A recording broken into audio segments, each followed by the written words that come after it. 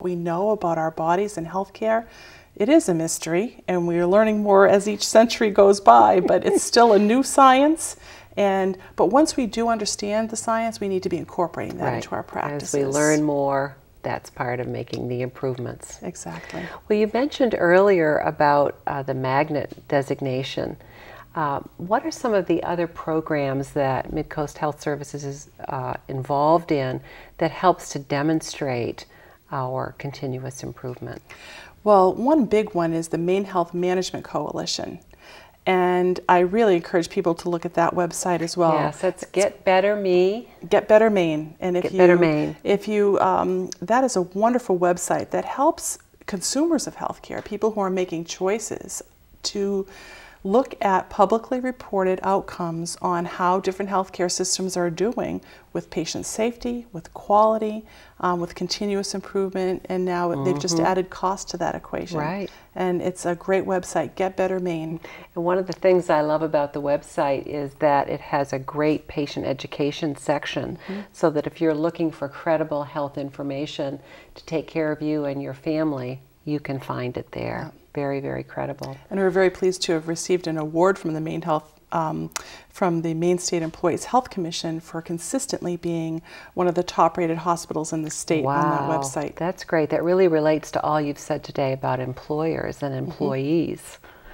There are some other recognitions that Midcoast Hospital particularly is looking for. You want to talk a little bit about stroke recognition and cancer commission? Yes, we believe strongly at Midcoast that it's important to be the best in what we offer to the community, and that in order to really know how well you're doing, having somebody come and look under the hood and not be afraid of inviting other experts to come in and test that and see how well you're stacking up as compared to other outstanding systems across the country.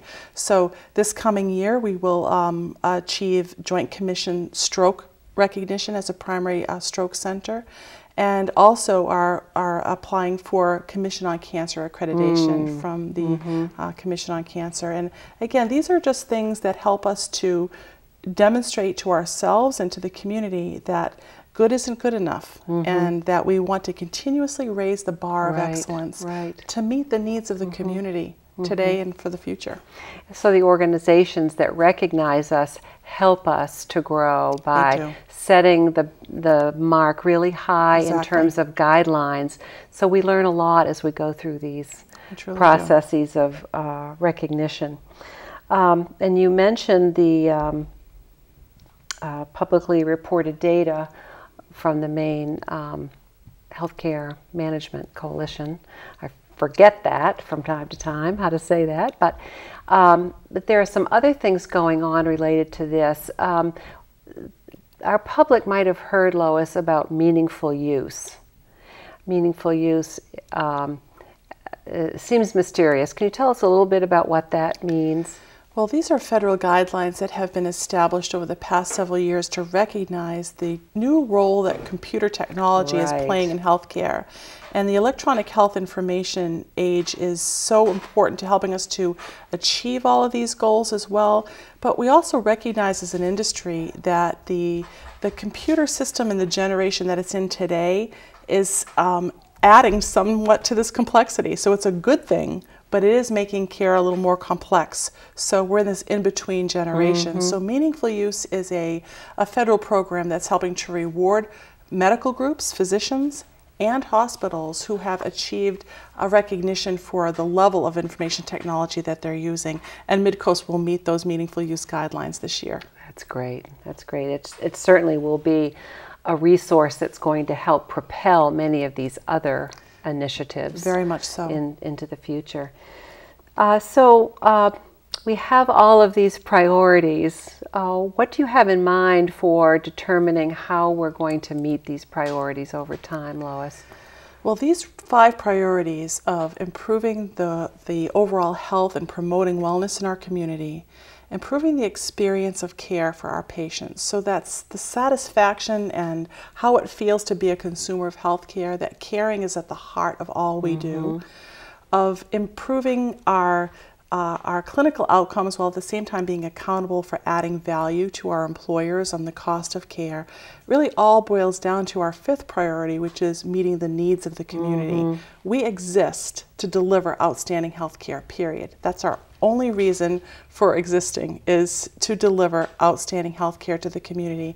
And you know, Midcoast has been around for over a century. And when you think about starting at the Bath Hospital in the early 1900s and to today, our new state-of-the-art beautiful facility and our Midcoast Medical Group, Chance Home Healthcare, the Midcoast Senior Health Center, we're here to deliver that service to the community. And it's our intent with this vision to ensure that we'll be here for the next century, so that we're preserving this asset of locally controlled, nonprofit, owned by the community resource to be here for the long haul. With all the changes that are happening in Washington and Augusta, we feel very important, that it's very important for us to say where we feel healthcare needs to go for the coming decade. That's great.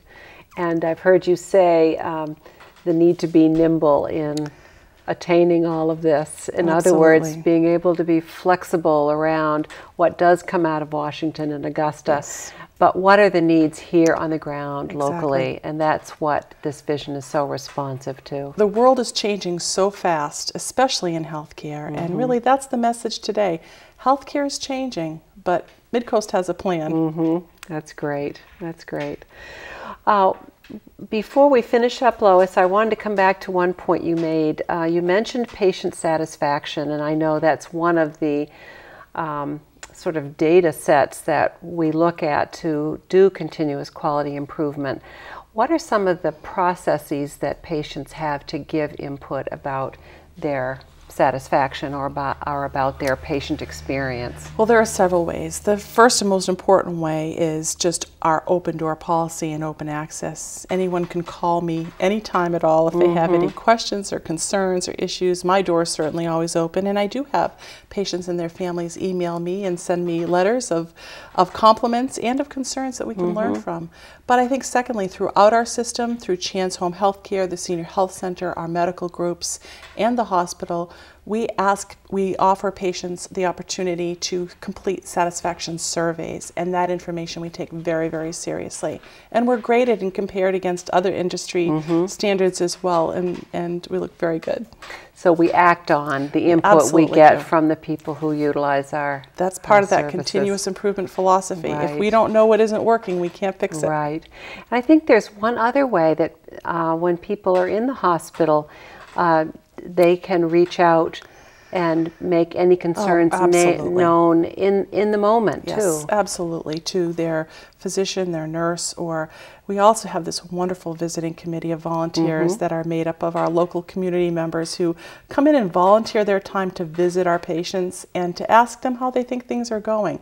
They're a key part of our way that we will improve the patient experience of care. So if there's an issue in the moment, that volunteer will make that known. Exactly. Well, Lois, it's always fun to talk with you, especially about the exciting things that are going on at Midcoast Health Services. And thanks so much for your leadership and for being with us today. Well, thank you, Marla, for all you do. You truly make our organization and community a healthier place, and it's great to work with you. I couldn't have more pleasure. So thanks so much, and thank you all in our audience for listening today. I hope that you'll join us again another time, perhaps next month when we have a new topic. And until then, stay well.